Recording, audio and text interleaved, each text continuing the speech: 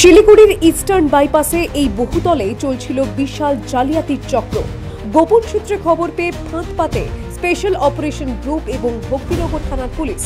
ক্রেতা সেজে পৌঁছে যান অফিসাররা, আর এরপর হাতে নাতে ধরা পড়ে ওই জালিয়াতির চক্রের 7 জন। অভিযোগ, মাত্র 5 থেকে 10,000 টাকায় তৈরি হচ্ছিল নকল আধার কার্ড, ভোটার কার্ড আর কাস্ট সার্টিফিকেট। গ্রেপ্তার হয়েছে চিত্তরঞ্জন সরকার, ষষ্ঠী মণ্ডল, টিটু দাস, বিশ্বজিৎ রায়, মঙ্গলু সিংহ গৌতম, হরিকিশোর রায় এবং আবেশ গুপ্তা। পুলিশ জানিয়েছে চক্রের মূল ঘাঁটি ছিল উষা ডিজিটাল ফটো স্টুডিও। এখান থেকেই ছাপানো হতো নকল নথিপত্র। শুধু ভারতীয়দেরই নয়, বাংলাদেশি নাগরিকদের আধার ভোটার বানিয়ে দেওয়া হতো, এমনটাই সন্দেহ পুলিশের। 7 জনকে ডিটেন করেছি। আচ্ছা, জিজ্ঞাসাবাদ চলবে। আচ্ছা, সিজার হবার আছে। আধার কার্ড প্রচুর পাওয়া গেছে সাহেব? কিছু পাওয়া গেছে, পরবর্তী তদন্ত এখানে এনকোয়ারিটা শেষ হোক তারপরে।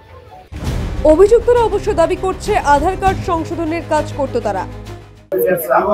আমাদের কাছে আধার কারেকশন করতাম, কারেকশনের কাজ করতাম। বাংলাদেশের কাজ আমি কই না, আজকে সব আধার কারেকশন করতেছিল। ডেট অফ বার্থ কারেকশন এটা আমি জানি না। বাংলাদেশে ওদের আধার কার্ড আছে, দেখেন ওদের সবার আধার কার্ড আছে, আগেরই আধার কার্ড। আমি খালি কারেকশন, আধার কারেকশন 200 টাকা 300 টাকা করে নিয়েছি। কতদিন ধরে এই লাইন? এই তো কয়েকদিন আগেই করছি। এইখানে মেশিন কাদের থ্রুতে নিয়েছিলেন? এখানে তো আমি তো মেশিন আনিনি, অন্য কেউ আনছে, আমি বলতে পারছি। আপনি জানেন না কিভাবে আপনার পরিচয় এখানে যে মেশিন? কথা এর মধ্যে এর মাধ্যমে যোগাযোগ হয়েছে। কার মাধ্যমে? আছে মানে এর মাধ্যমে, মানে কার মাধ্যমে অলরেডি হয়ে যায়, কাজ করতেছে। কতদিন ধরে এখানে চলছে? আমি আজকেই আসি। উনি তো বললাম আপনি আছেন। না, আমি আজকে আছি সোমবারে।